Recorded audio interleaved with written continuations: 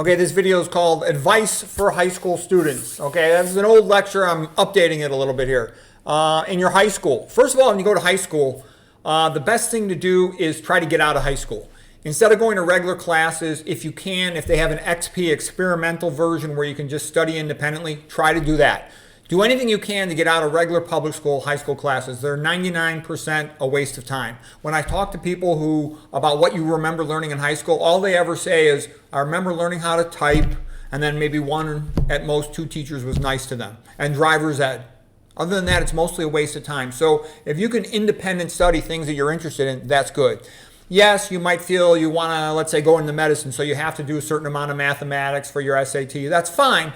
But do them from an independent study base so you'll have more free time. You want more free time to do whatever it is you like. If you want to study another language, you'll have more time for that. If you want to study some other skill, you'll have more time for that. In general, Catholic high schools are much better than public high schools. The Catholic teachers are just as stupid as the public school teachers. However, they have a much better sense of morals. There's much better discipline. For example, I remember in the junior highs, in the public schools, the girls were getting pregnant, they're doing drugs, there was fights, all kinds of craziness. In the Catholic school, because I went to both, in the Catholic school, there were no fights. There was no one doing drugs. There was no one having sex. It was a nice, peaceful environment. The adults were in control. There was no bullying. Okay, what else? Some private schools are okay, but the Catholic school is much better for community. We all knew each other. We knew each other's families. We'd all go to the team sports events, whereas in the public schools, lots of people were bussed into areas and you didn't know each other as well. You know, it's a crappy place to be. It's a place that tries to destroy you rather than build you up. Always remember the rest of your life, your parents love you more than anyone else does, okay? In life, you know, we're basically alone, okay? You have your close friends, you have your associates, you have your social friends, your work friends, your intellectual friends, okay? But you're going to be alone a lot of your time, and no one's going to love you more than your parents. So remember that, because there's going to be times when somebody disagrees with you about what's best for you and your parents are probably right. Listen very carefully to what they say, because they love you and they have your best interest at heart. So even if they're relatively simple folk and they don't know as much, they're going to be thinking about what's best for you, and they'll have good insight to you. They know you from the beginning. Okay, Christianity is the best religion. All you got to do is just look around. What religion has produced the best painting? What religion has produced the best sculpture? What religion has produced the best literature? What religion has produced the best music, the best architecture, the best societies? Okay, that's why this multiculturalism stuff is BS. And just look at people from a country. Look what happens when they convert to Christianity. They often improve. Look at Dinesh D'Souza, the Indian guy. All of a sudden he becomes a creative genius, all right? You're going to see that as a pattern, okay? So study whatever you want. I'm just telling you, if you study the religions, you will find that. I've studied them. I studied these Eastern religions. You know, they're godless. There's no God, okay, in Hinduism, okay? It's atheism. Okay, and you know, society, it leads a caste system, okay, where you spit on the low-life untouchables, all right? So it's these other, they try to glorify all this stuff, oh, yoga and meditation. It's BS compared to Christianity. I'm just letting you know that. You study it for yourself. You'll eventually come to that conclusion. They tend to be godless things where everybody's a conformist kiss-ass. Ashok conquered India, and he's like, wanted everybody to shut up and obey him. So he said, I want you to convert to Buddhism, okay? Sit in front of a wall and say Om, okay? That Christianity empowers people. You'll see most of the greatest achievements of all time were, more often than not, were done by devout Christians. Okay, of course there's lots of exceptions to that, but you look at the big ones. Take a look at Bach, Michelangelo, at Newton, etc. All right? Okay, what else? All this modern stuff is evil. It's like a gaslighting trick to ruin you. Atheism screws people up. They become drug addicts. It says that life has no meaning and no purpose. And that's not very inspiring. It leads you to become a screw up, okay? Feminism's a big lie because they hate women and they know they can play on their emotions, okay? Oh, you know, your husband's an asshole. You should divorce him, you know, and then you should kiss your boss's ass, okay? And then your boss fires you in 2 seconds and you end up childless cat lady, okay? You don't want that. The happiest women are the ones that have children and they enjoy their families. You'll get a lot more happiness out of your family where you're the queen, you're the most important person in the whole family, the mama, than somewhere else. And for guys, be careful with marriage. Marriage is designed to screw over men with divorce. Don't get me wrong, my parents had a great marriage and I wanted the same thing, but my wife got a lot of this feminism in her mind, ended up divorcing me, broke up the whole family. No one else wanted it.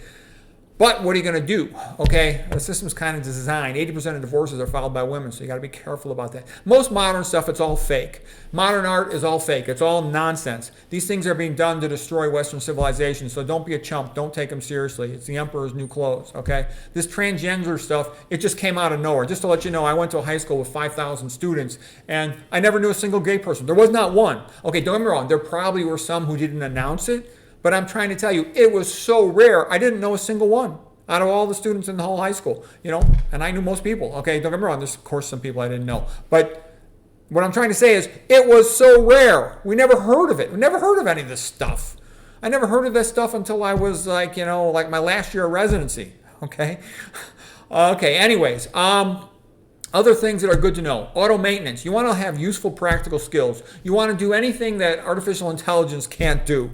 How to change the oil on your car, how to change the tires on your car. You want to avoid all these electronic cars. This is more BS. You'll notice most of this modern stuff is all to diminish you, make you an atheist, make you hate your parents, okay? Give you an electronic car so they can turn your car off externally with a remote control. They can crash you into a wall with a remote control. They can monitor your speed in a speed zone and give you a ticket remotely, and then they can lock your car so you can't get into it until you pay your ticket. It's all BS. It's a way to control people, okay? So you should try to, boycott all of that stuff as best you can.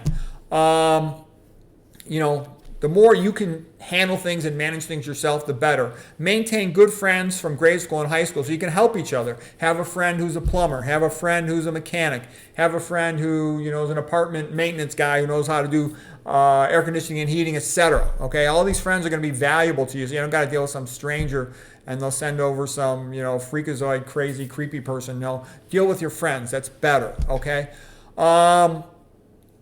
Learn a language. You should know at least one other language, whatever one you want to learn. Maybe your ethnic language of your tradition, maybe Spanish, whatever you want. But the way you learn a language is not school doing grammar questions. You learn it as communicating, reading in that language, talking to somebody in that language. If you want to get good at communicating, if you have a school newspaper, write something for the school newspaper just to practice your writing.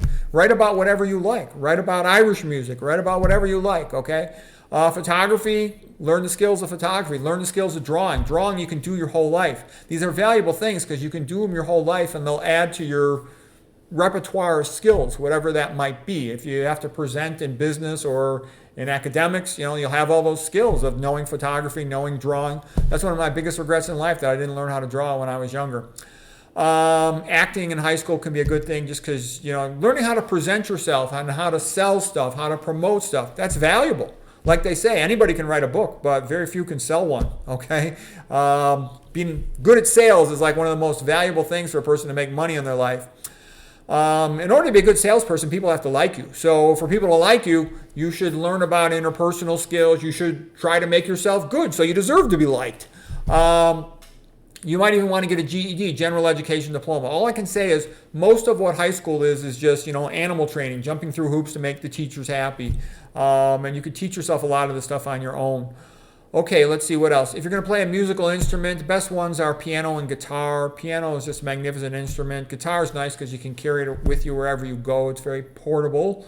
The best sport is probably tennis because you meet a lot of rich people. You can learn from them. They can maybe give you a job someday. You can play it your whole life.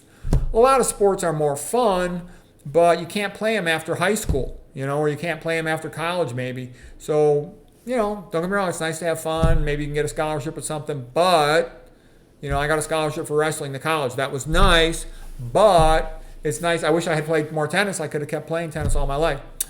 If you're going to wrestle, I think wrestling's a good sport, but don't be cutting weight. Focus on learning technique. You'll have a lot more fun, and in the long run, you'll be much better at it. Running's okay. I think cross country is good, and there's a few other things. Some things I don't like I don't like golf. Not that golf's a lot of fun, but they spray so much crap on those golf courses that they stink, and that's not healthy to be walking around that stuff.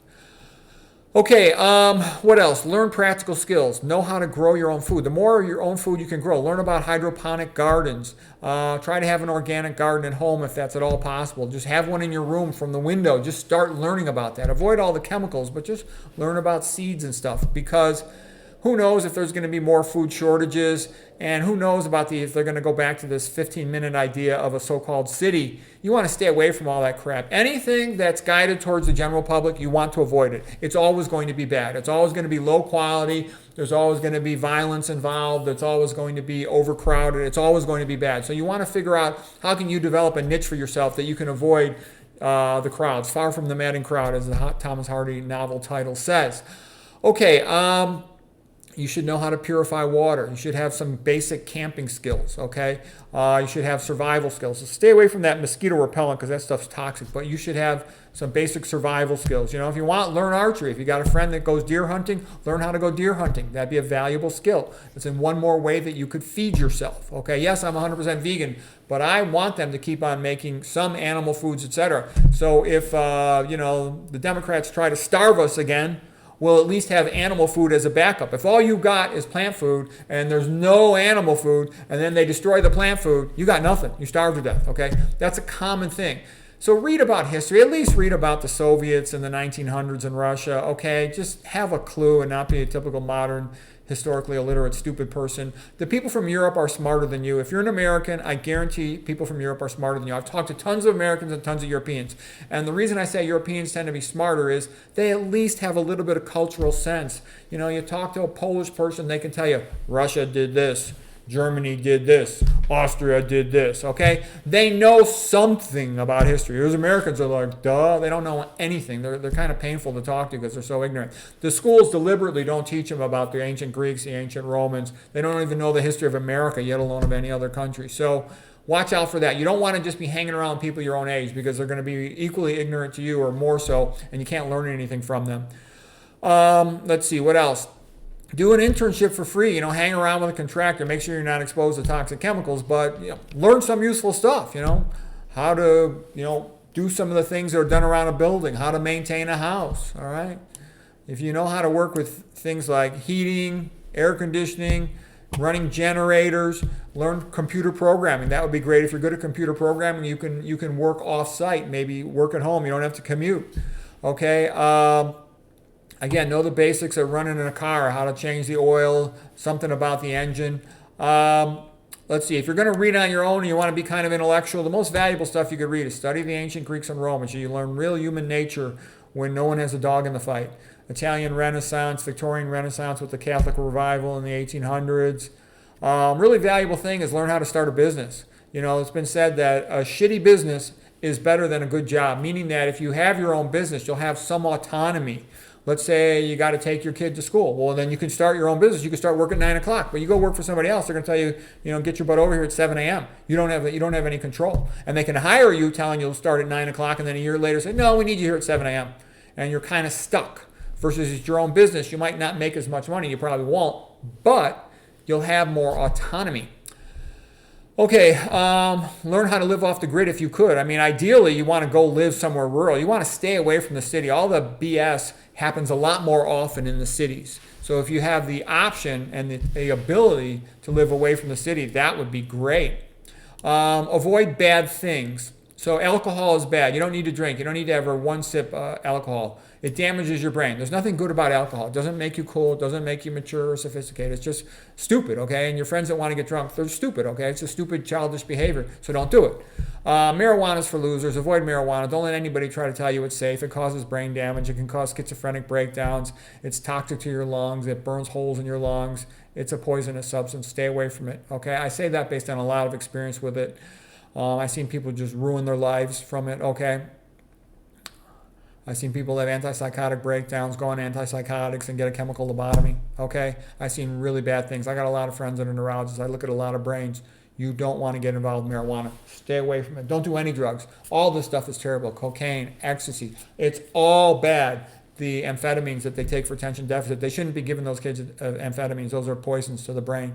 Attention deficit amphetamines is stupid. It's a lie. It's a trick. It's just a way to chump those people, and it causes brain damage, okay? So don't ever take one of those. Don't ever use one of those for studying. They make you stupid, okay?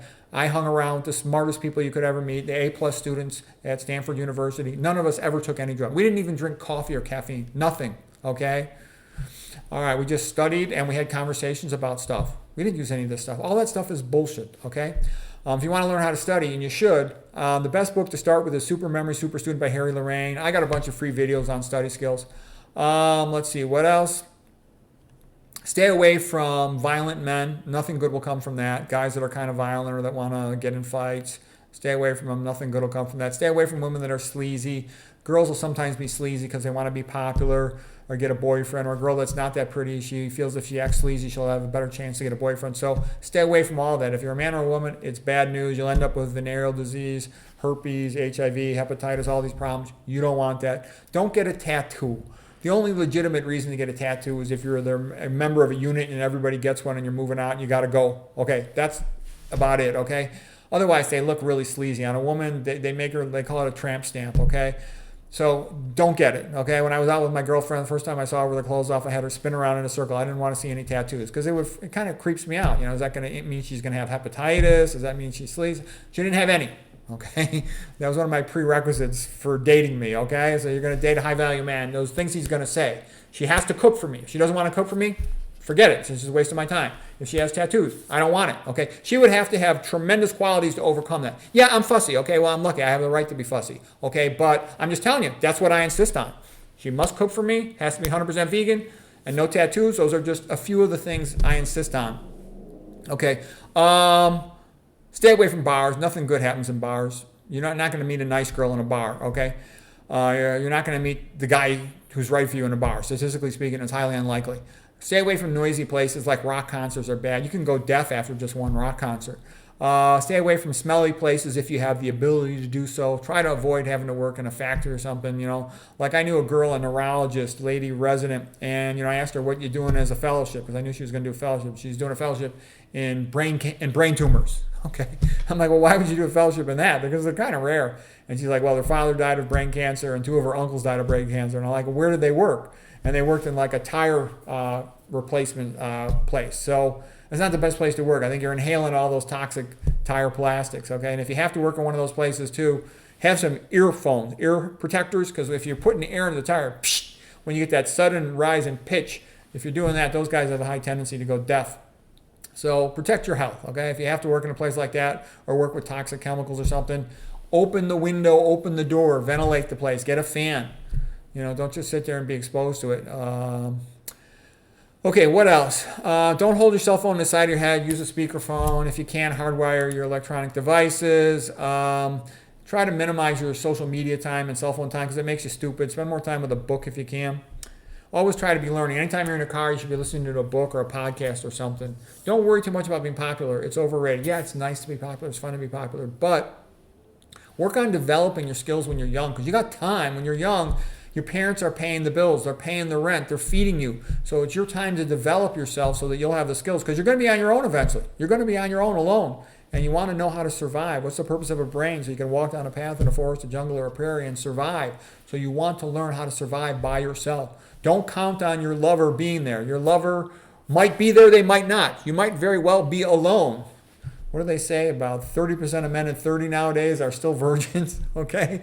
Because, social media kind of turns women into sleazes and they tend to go for some, polygamy. So like some tall, good-looking rich guy is going to have 5, 6, 7 girlfriends, and then all these average guys will not have any girlfriend, okay? That's kind of where things are going, and I don't know if that's going to change. So what I'm trying to say is just be ready that you can handle that, okay? And for women, like I said, you'll be a lot happier having a family and being married in the long run. That'll sustain you your whole life than being a modern, kind of sleazy woman, never gets married, has no kids. You're going to end up sad and lonely. A lot of women, they make themselves infertile. Fertility rates are dropping pretty rapidly. And if you keep on prolonging your kids for more party time, social time, work time, and you forget to have kids, you'll regret it. I know a lot of female doctors that forgot to have kids. They're so busy working. I know other female doctors who, had to do all that in vitro stuff and wanted more kids, could only have one kid. Okay, what else? Learn study skills because you just be good at learning everything. They don't teach you study skills in grade school or high school because they don't care about you. They're not your friend, your schools and your teachers. They're designed to destroy you, not to help you. So you got to teach yourself. Learn study skills. It'll be easy to learn everything else you do. School's for grades, to get your certifications, to help you get some jobs, but real education is something you do on your own. And it's an ultra marathon. Every day you should be trying to learn something useful, something new. some people are just good at social skills. Women tend to be a lot better than men. If it's hard for you, read books about body language. Read Dale Carnegie, How to Win Friends and Influence People. Definitely learn money skills. A good book to start with is Rich Dad, Poor Dad by Robert Kiyosaki. He's got a YouTube channel. Watch his videos and just be thinking about money. It's important. You know, when I was young, I screwed up in the sense that my father was a multimillionaire, and so I just figured I would be rich. But then my dad, my mom died. My dad remarried, then he had a stroke, and then an accountant stole all my dad's retirement money. Okay? So poof, family money can disappear just like that. Okay?